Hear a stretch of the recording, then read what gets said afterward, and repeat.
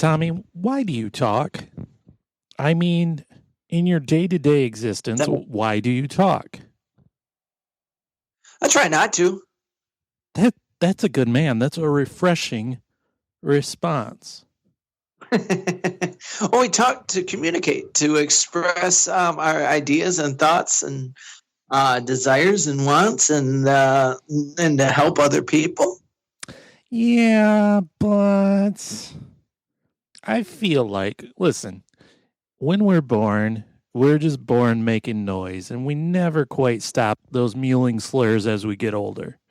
Like, it's all nonsense. 90% of what we say is just useless noise, just because we like to hear the echoing din of our own silly bleating. I don't, though. I don't like my voice. Nobody does either. That's why we're not a huge success on this podcast. Goo gaga. Right?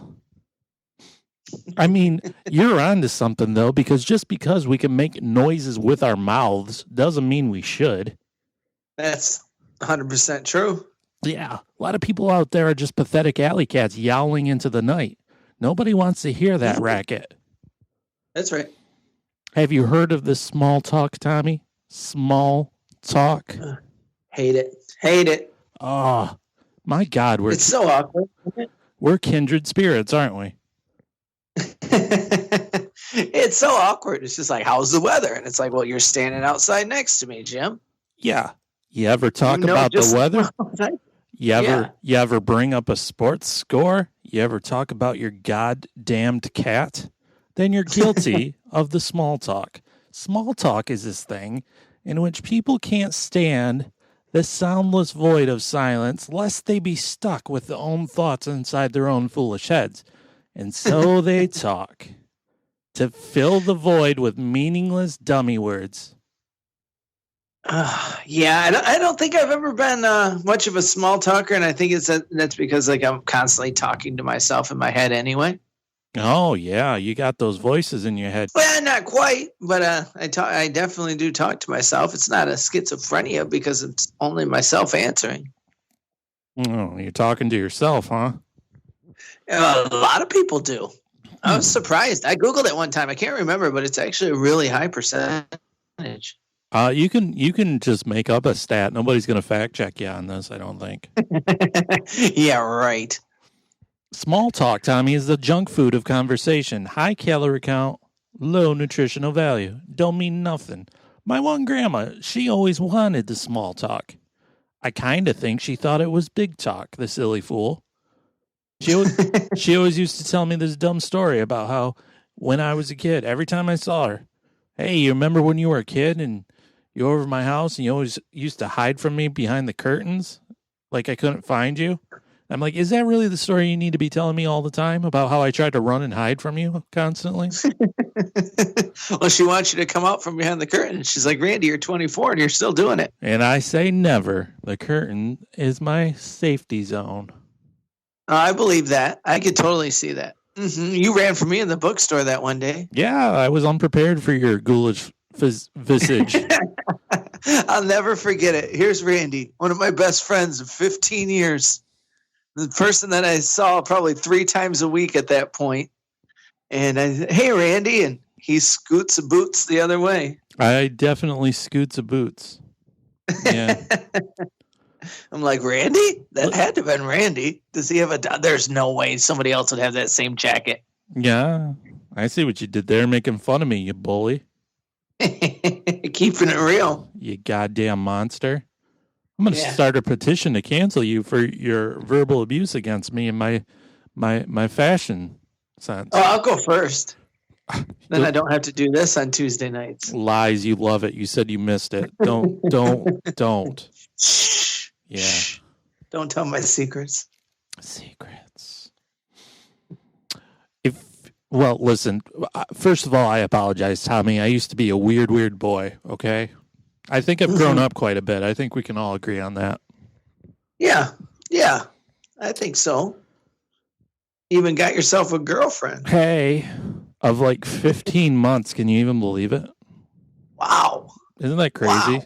Time flies when you're in a fucking pandemic and the world is ending constantly. Yeah. If you don't participate in this social ritual of useless blather, you're either considered shy or you're considered cold. That's true. That's true. You can be shy or cold or He's not friendly. Well, what I do is I actually ask legit questions instead of just small talk.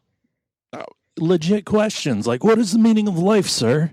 Just to randoms on the street, and they don't know what to do. They're so discombobulated, they run right out in front of a semi. Tell me, Dale, what was it like when you first read Socrates? Yeah. Do you believe that Kierkegaard was right about his theory of existentialism, or... Now we sound like a couple of dickheads in sports coats at a coffee shop. Yep, that's right. The trick to being a dickhead in a sports coat at a coffee shop is to, again, make a lot of noise, but not really say a whole lot. There you go. I mean, I myself have been labeled shy from time to time, but really it's not like I'm so mentally paralyzed that I'm unable to speak. Like, the thought of talking doesn't make me want to pass out like a fainting goat. I just am indifferent to the small talk. I don't need it. I don't want it. I mean, you're a little bit of an introvert, I would say. Not too much. You're probably 50-50 intro, extro. I think everybody knows what I am. I am pretty indifferent to giving a hoot about most people, so. Yeah, you're definitely a cynic. That's true. Excuse me? Yeah, I said it. Watch your mouth. You can't say that on this program.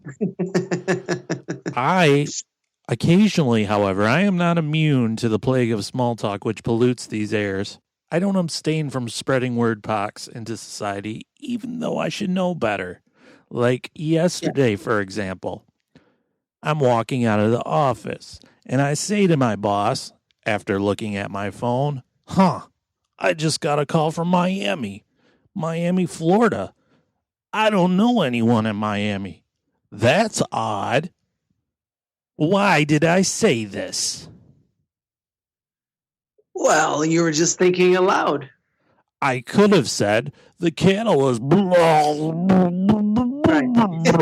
yeah, like he's going to have an actual answer for you. He's like, oh, that was Mark from Citizens Bank. They're doing a scam right now. What a dumb thing to say. I could have said meaningless gibberish and it would have had just as much meaning. Yeah, same thing. Nobody cares that I just got a phone call from Miami fucking Florida. That's very true. And now you're telling everybody. Now I'm telling the whole world that they need to knock that shit off. Nobody cares about your phone calls, so stop it right now. We have to get rid of this small talk. This small talk is no good. Well, I mean, I think there's a time and place for it, because if you're with your coworkers and you're like sitting down for a meeting and then you don't really want to talk to them and they say, hey, how's it going? And you can say, oh, pretty good. And that kind of gets by. You know what I mean? Oh, yeah. You know what I mean? That's what we need to do in this world. Get by. Well, I mean, it's just, it could be anything, but it as long as it's strategically placed, then I think there's an art to the small talk, maybe. Oh. Now, if you're standing outside a grill and drinking beers with your buddy or your neighbor or something, and he starts in on it, no, knock that shit off. Knock it off right now. Dad jokes aplenty. That's what you would get. Turn up the blues, man. When you're grilling and drinking beer, you gotta be listening to the blues. The blues? What are you, sad? What are you, mourning the loss of the beef that you just cooked? No, like Stevie Ray, or like the fun blues. The fun blues. Instead of that mopey blues. Yeah, there's a guy named Tab Benoit. He's Cajun blues. That guy's pretty cool. I think he's a jammer. I think fun blues is an oxymoron, isn't it? Isn't that the antithesis of what blues should be? Sure, but if you listen to enough, if there's people out there that are fans of the blues, they'll know what I'm talking about. They got, they got the rock and blues. Well, maybe you can find one of your blues brothers out there, and they can really tell you a thing or two. Like the boogie woogie. Oh my God! I stumbled into small talk as I was leaving work today. I saw this man walk up to this other man, and just blurted this out. He said, "Crab cheese." This is what this man says. Crab cheese. The guy he was talking to said, what? Crab cheese. My wife ordered crab cheese, and she didn't get enough crab cheese. Oh, man, you can never have enough crab cheese. This is the conversation that was occurring. She ordered 6 crab cheese, and she only got 6 crab cheese. Like, she wanted 6 crab cheese meals, and she only got 6 pieces of crab cheese. I'm like, Jesus Christ. No. Why is this happening? Just projectile vomiting words into the air like he was a possessed exorcist, man. Well, my favorite rap song right now, out of nowhere, the guy just goes, blue cheese. I'm addicted to blue cheese. I'm like, yes, that's amazing. So relatable. It's so good. You got to look it up. I need to listen to the song again because every time I hear it, I don't realize it's the same song until he says that because I'm not really paying attention. Yeah. Because it's just something my kids have on in the car. Cheese will always get your attention, though. Oh my God, yes, especially blue cheese is my favorite. So he's just like, I don't know, blue cheese. I'm addicted to blue cheese. I think the rapper's name is Ghetto Gouda. I think that's his name. You're probably right. Or man, he's the goat. He's the goat cheese. Yeah, for real. For shizzle, my person. You'd think I was Houdini the way I escaped from that trap so quick, because some of these small talk combos can be like getting trapped in a straitjacket. You just don't know how to get out of them sometimes. You struggle and try to back away slowly, and you just don't know how. And that's stupid. That's why you got to practice. There's the art of small talk. No, this is why you carry smoke bombs in your pocket so you can toss them down and escape like a ninja. That should be it. I could see that at a sitcom, like somebody trying that, and then the smoke clears, and he's still like kind of there, like they still see him running. Yeah, you can't get his keys in his car or something. Now, Tommy, on to big important issue stuff. Like this pod is jammed packed full of meaty, meaningful insights into the day-to-day hassles about being an ordinary person, a human being, if you will, in this year of our luck, 2021. For example, big idea, Tommy, big thought. Why do they make public restrooms like caves? Do I need to hear the echoing gastrointestinal noises of 100 desperate businessmen voiding their bodies of their morning coffee and breakfast burritos? Must I hear the echoing fart noises of a panicked creature bouncing down the hallways and into everyone's ears? Must I? Why not soundproof those public restrooms, Tommy? I think, and this is a straight guess, but I would think that it has something to do with the stench. Like if you have too many walls, the stench would be overbearing, right? It would have no place to go. So you make it open and high ceilings and stuff, and then the stench kind of escapes away from your nostrils. Oh shit! Does that make sense? That would be my guess. It would be like everyone who walks into a restroom gets a Cleveland steamer right off the bat. Oh, like you got to crawl through a tunnel. Yeah. Stop, drop, and roll. Stop, drop, and roll. Oh my God, I could smell it already. And he's like standing out in the lobby. Oh yeah, I would think that would make sense though, right? The more open the space is, the more the stench could escape to like the corner or stick to the ceiling or something. That makes sense, I guess. I thought it's because farts are funny and public restrooms are the way that architects remind us that they have a sense of humor too. Like listen to all these farts of all the people.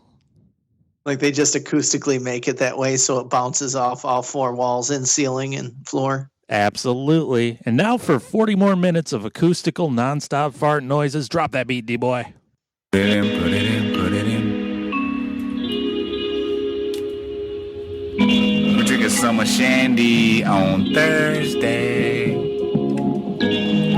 We so motherfucking out here though. We never been this out here.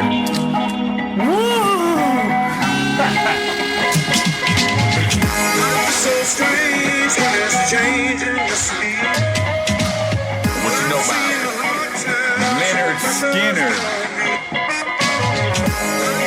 The whacker the intro, the hotter the verse every time, baby. I've seen the hard times and the pressure. Without the word working like a working man do. Got my act together, gonna walk all over you. Pressure pushing down on me, pushing down on you. Shit, let's raise the roof. Woo! About time, it's the era of the rebels. Cloud 9 in the air up in the vessels.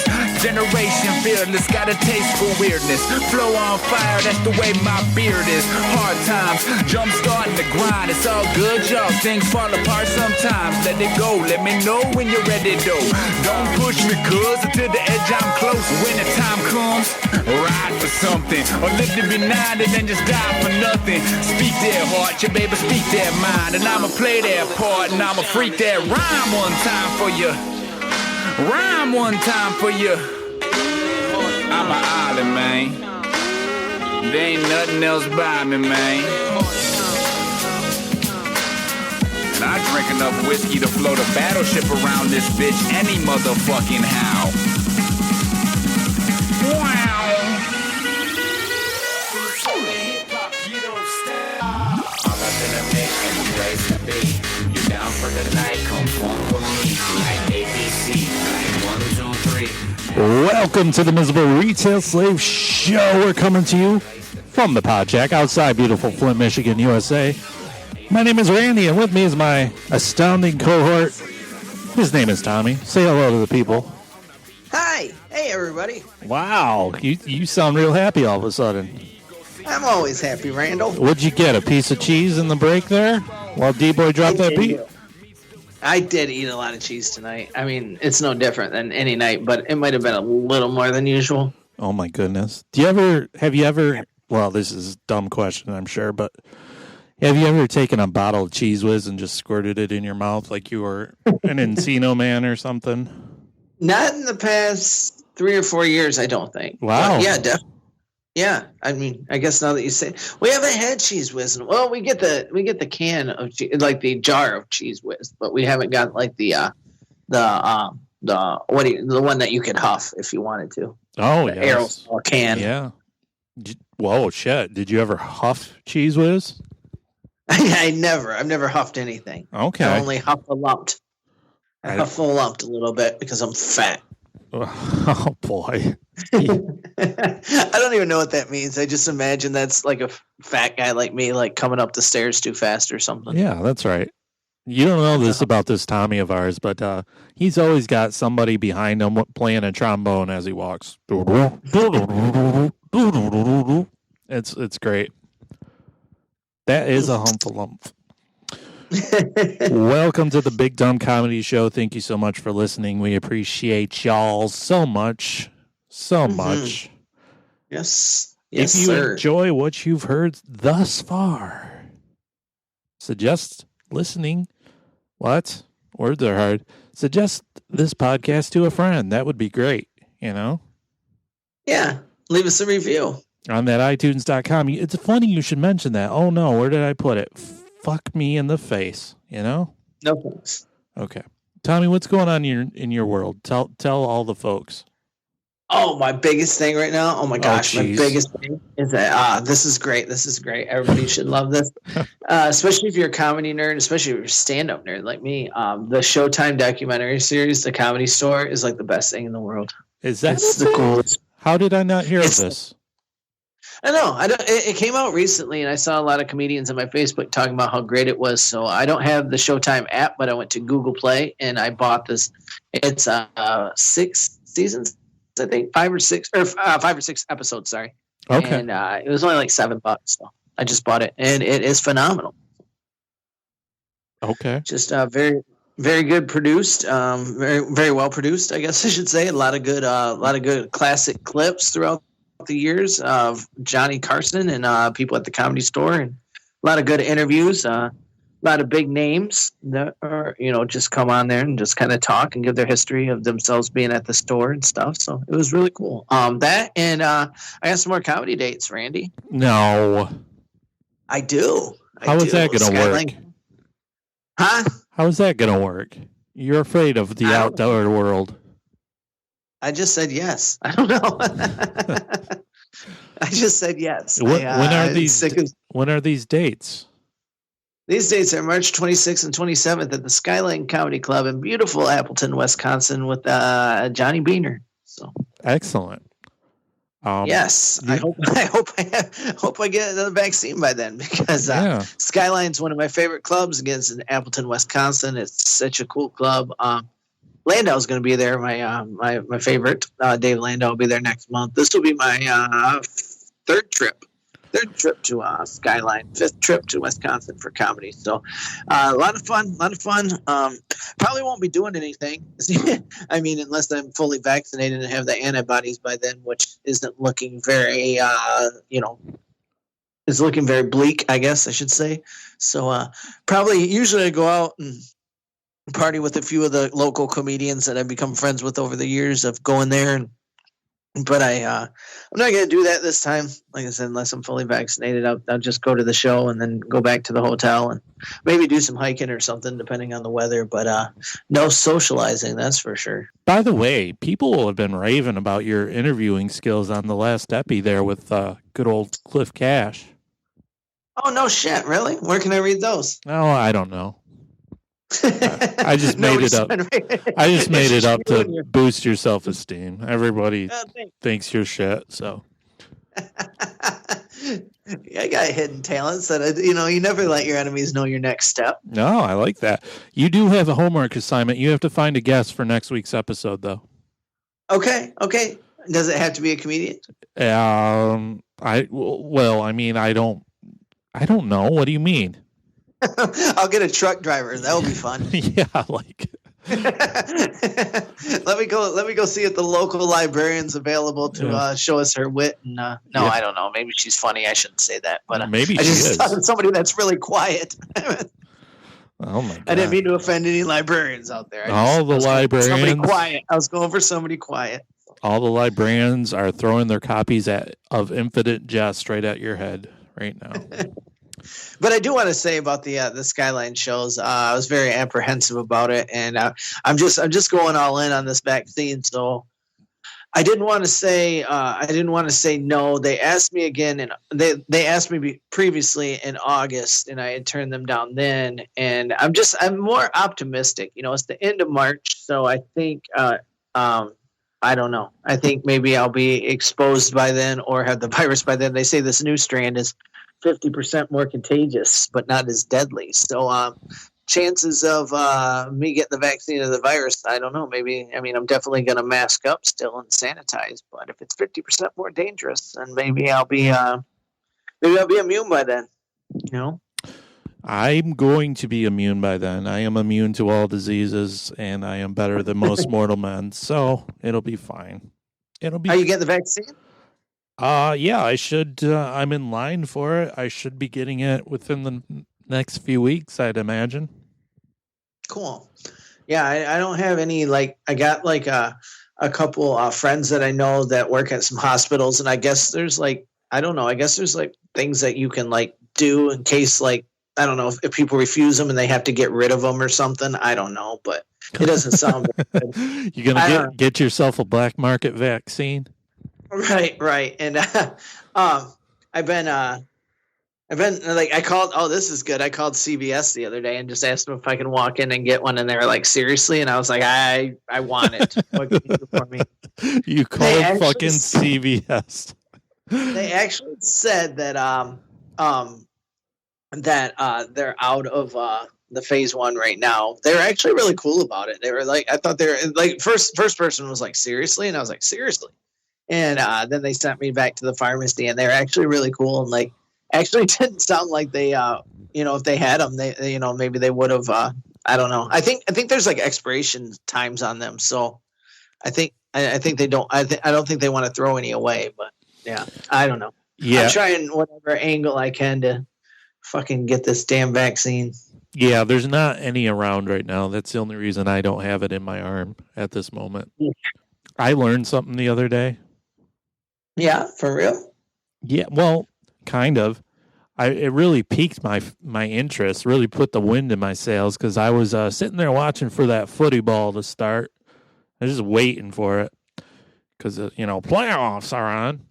And for whatever reason, I couldn't tell you why, there was PBR on before that. Professional bull riding. Love it. Do you really? You don't like bull riding? Well, this is a weird thing. I mean, I just discovered it. I watched the last 10 minutes and I was hooked. So what? You just discovered it? Listen to me right now while I talk to you. So I see they were given a rundown of the season, if you will, because there's seasons in bull riding, you know? Yeah. And champion stuff. Fuck yeah, there's champions. The champion was Bo Drew Campbell. I like it. Bo Drew. Oh my God. The third place finisher was Keyshawn Whitehorse. You can't make this up. You just can't make this up. I mean, you would think this was a bad movie about bull riding, but no, this was real life, you see. The guy when I was a kid, the big stud was Tough Hedeman. Really? Well, the big up-and-comer apparently is Stetson Wright, which is another made-up name, but that is somehow real. Awesome. Yeah, I'm like... I bet you that's his real name. I bet you it is. I bet you his parents... they're from Wyoming, and they like their hats. Oh, my God. I'm like, all these guys have made-up fictional names. They sound like anime characters, but no, here they are, riding these bulls. And so these two men are talking over the highlights, you know, with their excited voices, and the one... I wrote it down. He's like, this was cowboy stuff right here. This guy is cool under pressure. As a stupid big old cow was trying to throw him off. And he's just like, I'm a cowboy. You know? And then the other guy goes, these guys have to take this loss and use it as a motivation on the road to the world title. I'm like, oh my God. I'm like, do they have a bigger, angrier bull? The one they keep in reserve? Like, in the dungeon somewhere for the finals? There was one 20 years ago, and I used to watch it a lot, and I can't remember his name right now. Bodacious was a big one. Bodacious? Yeah. He was one of the ones that people couldn't last on. Oh, that was the name of the bull. Gotcha. Yeah. Yeah, and there was a couple more that I would recognize if I heard them or looked them up. But yeah, there are every year. There's a couple bulls that nobody can ride. So. Apparently, Tommy, those are called high-marked bulls. Yes, like the mob is after him. Fuck yeah, the high-marked bull this year, the one in the finals. His name was Whoopa. That doesn't sound intimidating. Well, he was a big old heifer, if ever I did see one. And apparently they do this PBR stuff. Like it's a winning ride score versus a bull score. Yeah, that's right. The bull gets a score. He's a competitor in this thing. And I'm like, I don't know how that works. Is it like ice skating? Like if the bull does a pirouette, is that a point? I don't know. I don't know what happens. And then the highlight guy goes, it's hard to get health care as a bull rider. And I'm like, holy shit, where's the somber country western ballad on that? Jason Isbell, get on it, please. Like, there you go. Tell me about the ballad of the bull rider. Oh, these high-marked bulls. When I was a kid, there was a movie called 8 Seconds, and it starred Mr. Luke Perry. Mr. Luke Perry? I do know Luke Perry. He played the true story, Mr. Lane Frost, who got gored. He was a bull rider that got stabbed and died. And there was a song at the end, and it was "Oh How I Miss Him" every once in a while. Oh man, look it up. 8 Seconds. It's a good movie. Watch it all the time. Speaking of Luke Perry, his son is a wrestler. His name is Jungle Boy Jack Perry. And I want him on this podcast so bad because I'm obsessed with his theme song, which is the Tarzan song from the 80s. I can't remember the name of it. Maybe it's called Jungle Boy, in fact, but it's so amazing, and I'm obsessed with that song. And so I've decided we need to interview him on this podcast. It'll never happen, but I'm going to try, God damn it. Is he WWE or? No, he's AEW, which is the second big wrestling company. So okay, Jungle Boy Jack Perry, huh? Yeah, that's right. Okay, I like it. I like his name. I do too. I just want him. I'm not sure I would even ask him questions. I would just be like, well, how do you feel about fart noises in the bathroom? You like them or not? You know? Just give him a little small talk. Let him go. Get a little small talk there. So Does he look like his dad? Kind of, I guess. Yeah. A little bit. Okay. Yeah. I always thought Luke Perry looked like the 90s version of James Dean. Yeah, I think a lot of people did. That's why he was on the cover of Tiger Beat. Yeah, I'm sure he was. I'm sure he was too.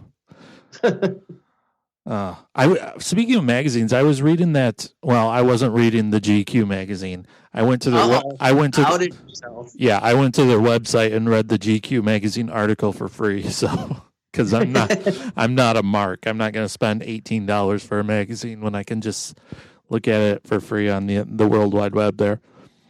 There was an article on Zendaya. Do you know who Zendaya is? I do not. Okay, well, it doesn't matter. She's an actress. She was in the Spider-Man movies, and she's got a show on HBO Max called like Euphoria, and she won an Emmy for it and stuff. And she used to be a Disney Channel kid, so she's an up and comer. I think she's had an album or two also. But anyways, what really hit me on these GQ magazine articles. So, of course, obviously, they have her in 15 different pictures and different poses and outfits and stuff, because that's what you do, right?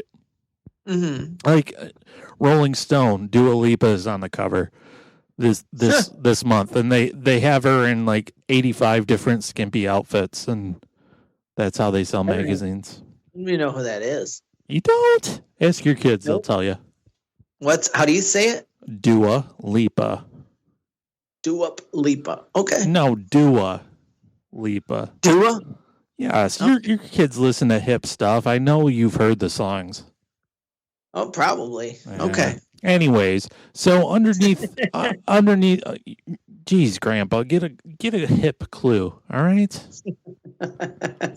Hey, at least blue cheese. I'm addicted to blue cheese. You're really putting an expiration date on this podcast with your age there. So underneath every picture, for whatever reason, GQ gives a price point for the items that she's wearing. And I assume they do this for everyone. So under one picture was like, shirt, $835. Yeah. Oh, yeah. Jason Isbell was in GQ, and they did GQ, and they did the same thing. Yeah, and it was like sport coat, $3,400. I'm like, what? Yeah. Pants, $2,200. I'm like, are these pants sewn by the Dalai Lama of sewing from the pelts of an ancient unicorn? There's no way I'd ever spend over $2,000 on a pair of pants. You're out of your mind. I don't think I'd ever spend $2,000. Yeah, that's true. Don't they know that Walmart sells pants? I don't know. And guess what? You can go to the Old Navy outlet, get yourself $2 for $50 on some pants, and they look just like whatever she was wearing. Yeah. And in one picture, this is my favorite thing. Jacket, $2,820. Jeans, $1,095. Like, how do you justify that price point? But okay. Slides, $450. Socks, $10. I'm like, oh. Oh. That's awesome. What? Free. Yeah. What, you couldn't find some ancient maritime mythical legend to skewer and slay and skin to make socks out of? So you had to settle for plain old socks. Socks, Hanes, $6.99. Yeah, and then there was some picture she was just wearing a tank top, and it was like tank top, $7.50. I'm like, well, flip flopper there in the style world, huh? Yeah, I'm like, listen here, GQ. She looks just as good in that $10 tank top as she does in the $835 shirt. So maybe just double down and save some cash, huh? It's crazy, man. Like I said, I was reading the Jason Isbell one, and the same thing. It was like he's in like a Liberace like sports coat, and I'm just like, why? And they're like $4,000 or something. Like, Jesus, what? Yeah, and everything I know about Jason Isbell is like that's not what he's about. So Right. Yeah. Yeah. I guess it wasn't that loud, but it was a little weird. It was like bow tie, $437. I'm like, come on. No. Come on. Ugh. It's ridiculous. I saw this Match.com commercial that's been playing. Uh-huh.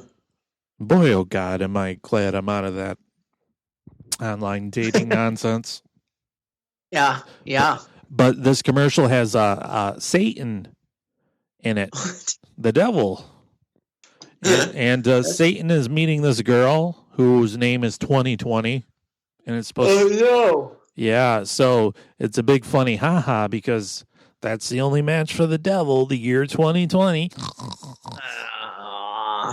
And they meet and hit it off, and they're sitting there on a park bench overlooking this majestic bridge by a river, and they're watching as asteroids collide into the earth. And I'm like, well, first of all, you're giving a lot of mixed messages here, Match.com. Yeah, I got the ultimate symbol for evil there in Satan, so online dating is evil? Also, they're sitting there watching the end of the world. So, are you saying that online dating is rock bottom? It's the end of the world? I mean... I guess if you hook up with Satan, it is. I mean, you need to dust up your little... I know you're trying to be funny and hilarious on that, but that's not going to make me want to sign up for your service there. Randy says 2 thumbs down, Match.com. 2 thumbs down, Match.com. What do you got to say about that? You need to hire old Randall here to write your commercials. I will really spruce the world up with my commercials. Like, everyone will be so hopeful. They'll have stars in their eyes and puppy dogs in their hearts. And that's all you can even know.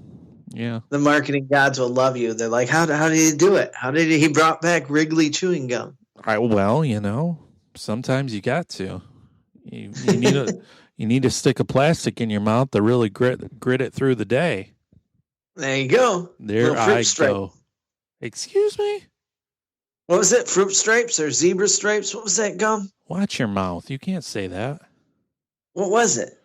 Fruit stripes gum, right? Wasn't it? That's racist or sexist or something. What are you talking about? Yeah. Saying fruit stripes. Yeah, don't keep saying it. You're making me feel dirty. How's that racist or sexist? I don't know. It's got to be somehow, though, right?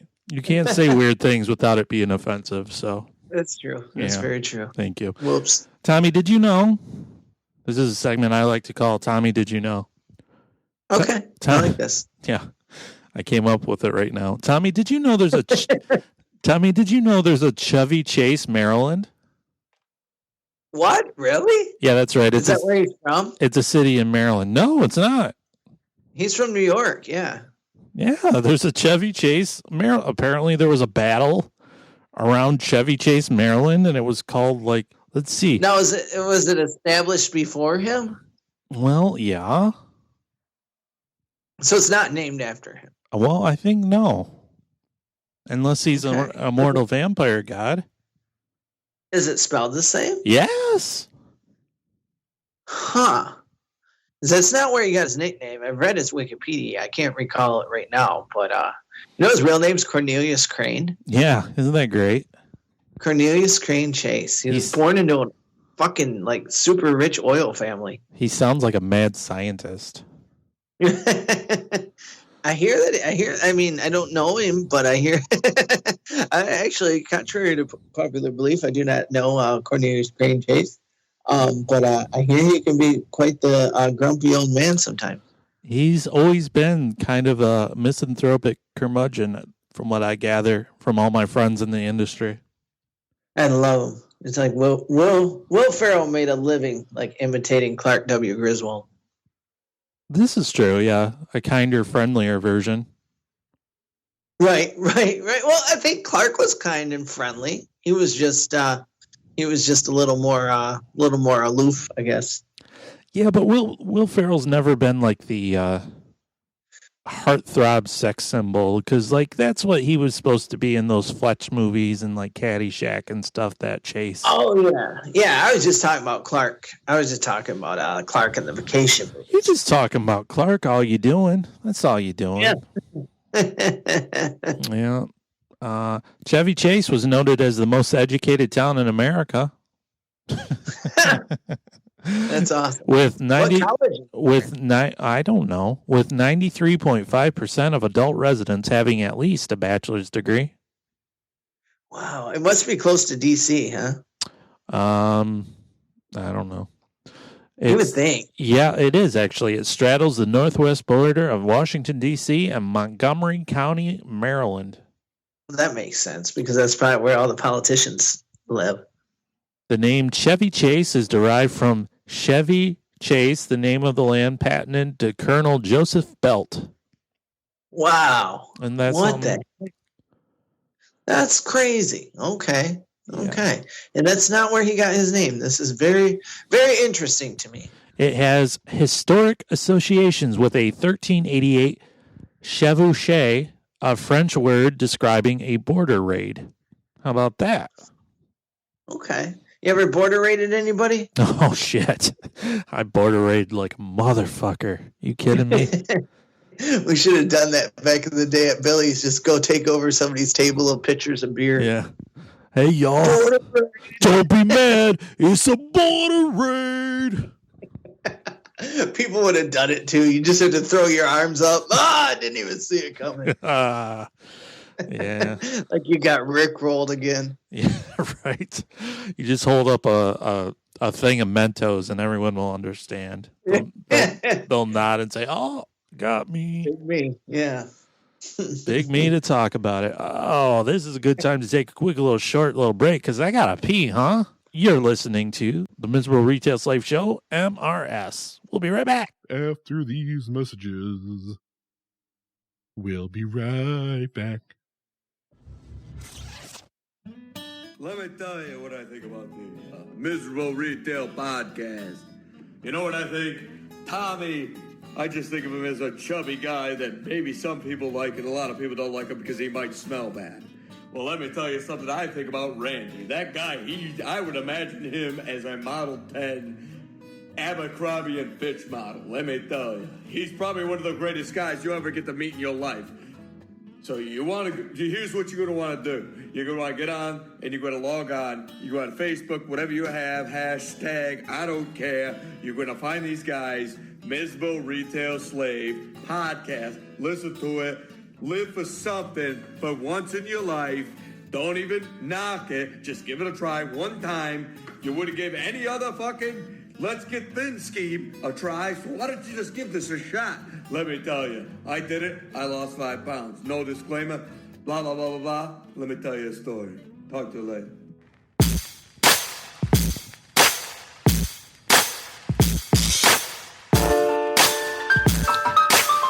I can bounce to this shit.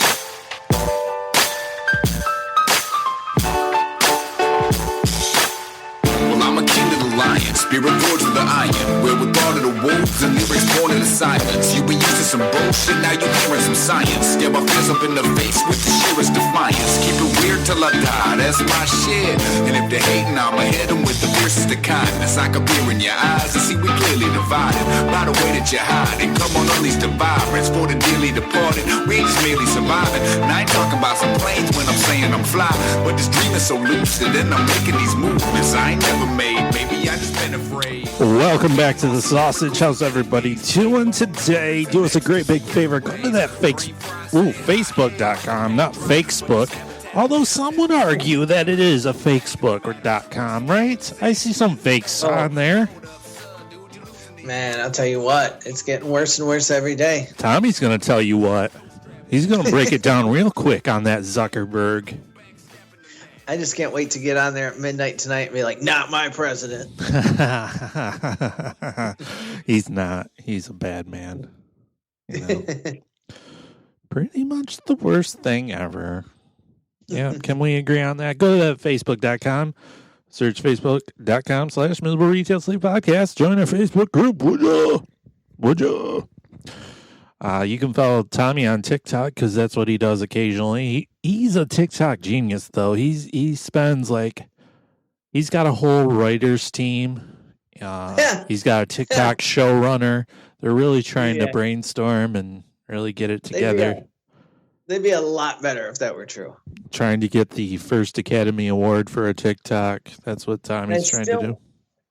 I still only have 3. I've been a failure of TikTok lately. I haven't been. I need to. I kind of lost interest in it. Like I do a lot of things, but I thought I was going to be pretty into it, and then I think I got burnt out. So we'll have to see. I might come back to it. Listen, bro, you really can't rush genius. All right. It just comes in spurts, you know. I don't choose the creativity. The creativity chooses me.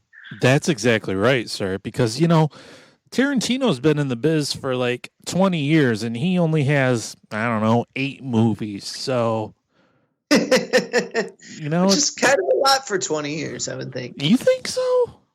I would think so. That seems like not enough to me.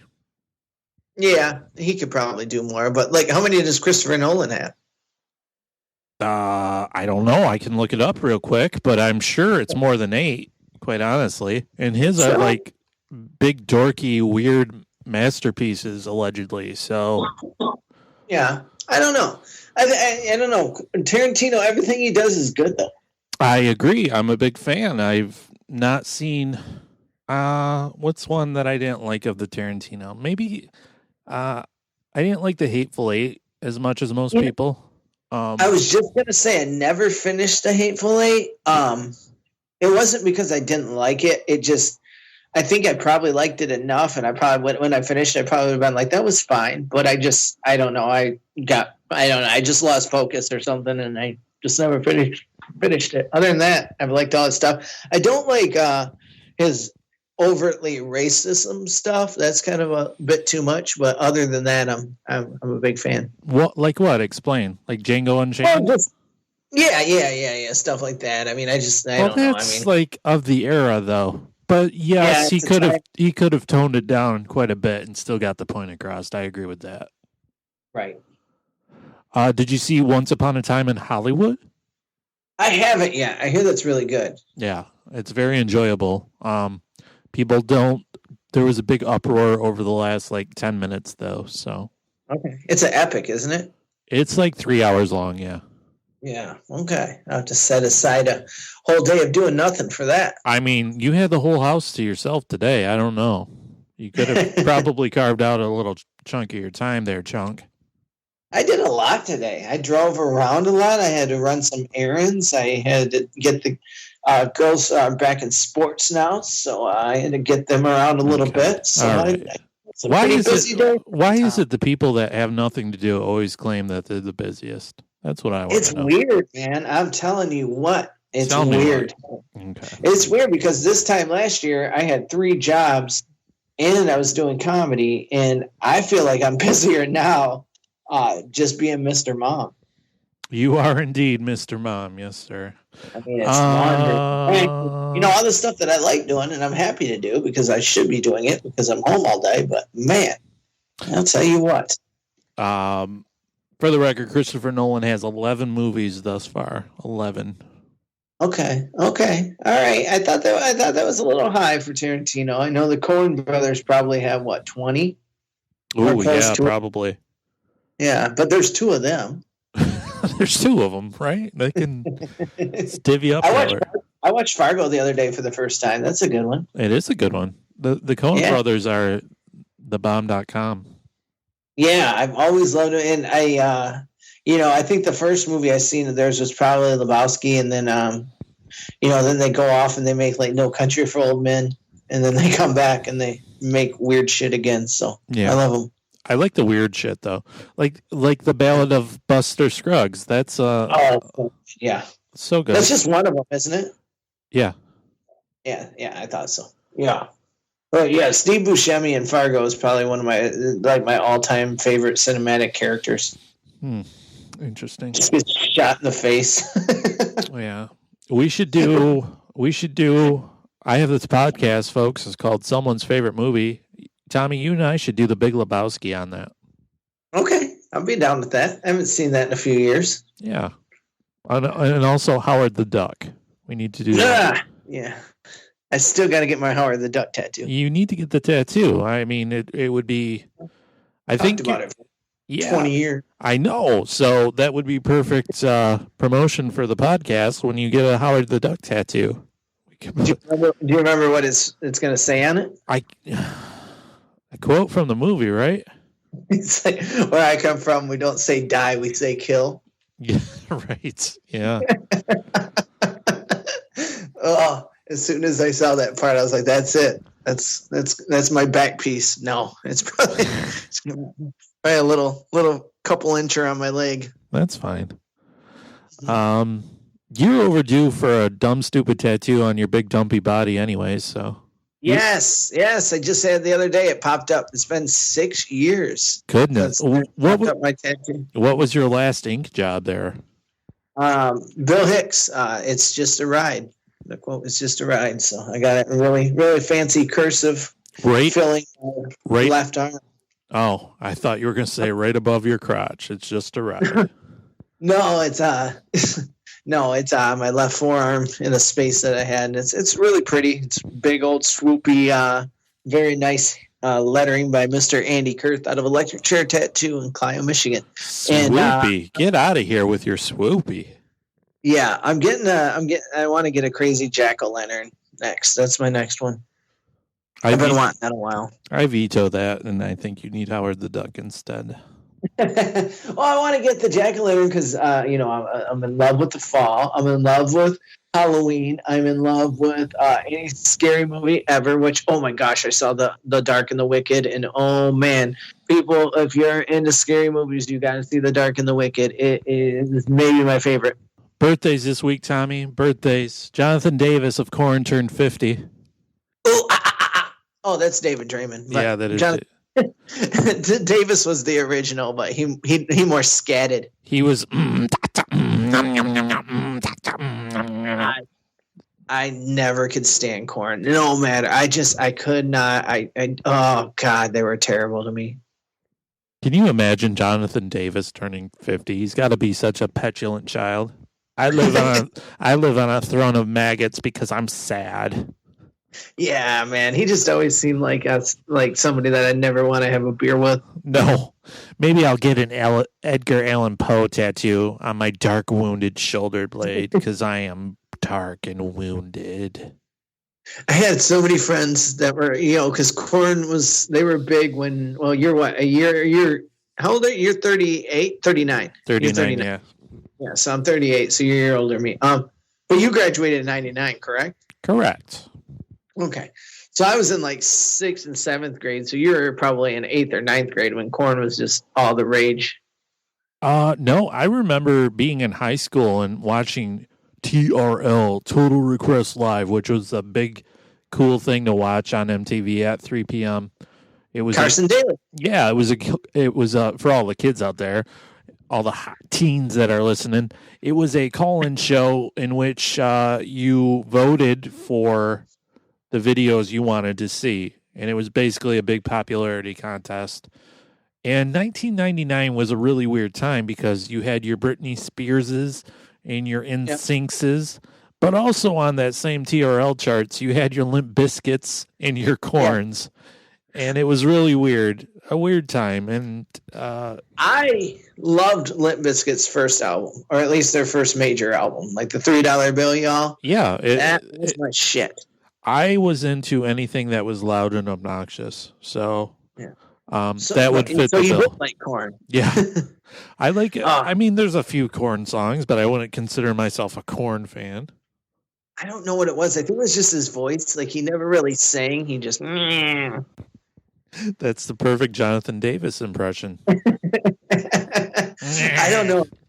He just always bothered me. So I was a big Stained fan. I was a big Limp Bizkit fan. Yeah. I was a big Slipknot fan. Oh, yeah. Slipknot's still cool. Pantera. Yeah.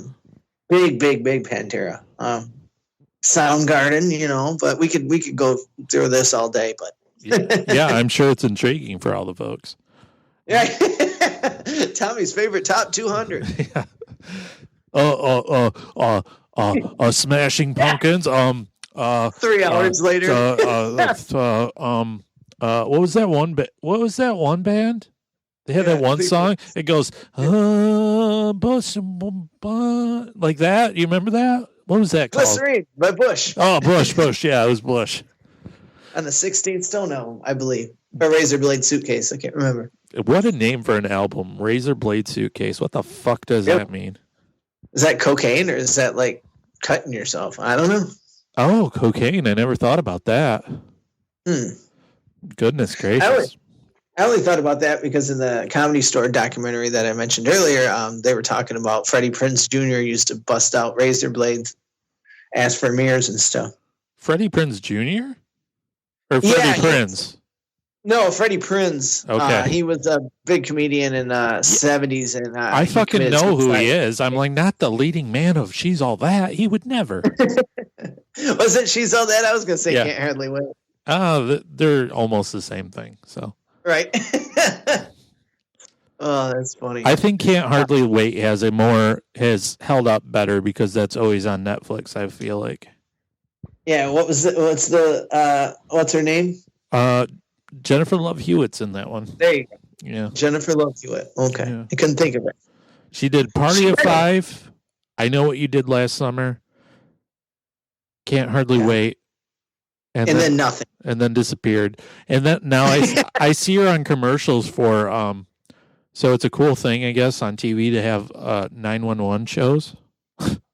And she's on like some city 911, and they always show her, and she's always answering the phone. She's a dispatcher or phone answerer. I'm like, wow. Yeah, she goes 911. How can I help you? And that's always what she says in every scene. Damn it. Yeah. Can you do anything right? Milestones this week. Big shout outs to a young artist named Olivia Rodrigo, who had the first #1 Hot 100 hit of 2021 as of today, as we record this. She's apparently a, Disney Channel kid. And this is her first album and first song released, and it went straight up to the charts. It's called Driver's License, and I'm like, well, I got to check out this shit because I'm sure it's stupid. And you know what?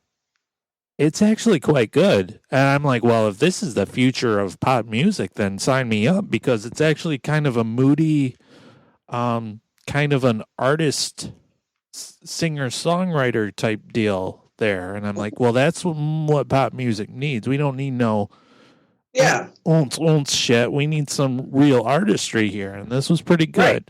So big shout outs to her. She's like 18, so, more T Swifts out there. Yeah, exactly. More T Swifts. Well, I think this is better than a T Swift song. Okay.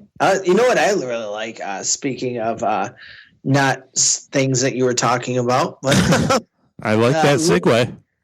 Luke Combs' song, his new song is really good. Better Together. So I'm surprised. I'm not a huge fan of contemporary or pop country, but it's a good song. I don't know what you're talking about. Does he talk about cow manure in that song? Yeah, no, but he does. He does talk about beer. Okay, well, there it is. He checked off one of them on the checklist, at least. Right. Is he talking? Luke Combs isn't that bad. I found that out. He's one of the ones that pays homage to a lot of the real guys. All right, so let's see if I can check off another. Does he talk about a girl? Yes. Yes. Does he talk about a tractor? No, not in this song. Okay. Does he talk about? No, it's not pop country. It's not pop country, but it's definitely. I'm just checking. Does he talk about his blue jeans at all? I don't think so. Not in this. All right. Luke Combs, he's kind of. I wouldn't go to bat for him and say he's the real deal, but he's more of a. He's more of a '90s country, '80s, '90s country than the normal guys. He's a big fat. He's probably like my size, maybe a little bigger than me. Oh, and he's no, like me. Yeah, he's dumpy like me. He reminds me. I think I look a lot like Luke Combs in a way. Wow, you're body style, body size. Yeah, body. Like his clothes don't look like they fit right. Okay. Excellent. You need to start a fitness program called Bodies by Tommy. Guaranteed to make your clothes look weird on you. Like they're just kind of hanging off him crooked, Like his Yes. collar line is tilted to the left for some reason. And can't figure That's it right. out. I'm gonna look. That's right. I'm gonna try to You're look up. sagging, but you're not meaning to sag. You know what I mean? Let me look up this Luke. Oh my God, he looks like he fixes my brakes. He seems like a cool guy, though. I've read a couple of interviews from him. He seems like a real honest, good old boy. Oh my goodness. Oh wait, no, is that his wife? I don't know. I don't even know if he's married. I don't know. Oh my God. Let's look at this wife of his. Congratulations, Luke Combs. You overachieved, sir. You should listen to him, though. He's got some good songs. I mean, like I said, I'm not going to go to bat for him and say he's like Waylon or Merle or anything, but cool. He's better than a lot of other contemporary country artists. Sweet. Next time I get my oil changed, I'll ask if I can buy an album off of him. He's a little more famous than that. Okay. Well, he looks like he has a patch on all of his clothes that says his name. So. Yeah.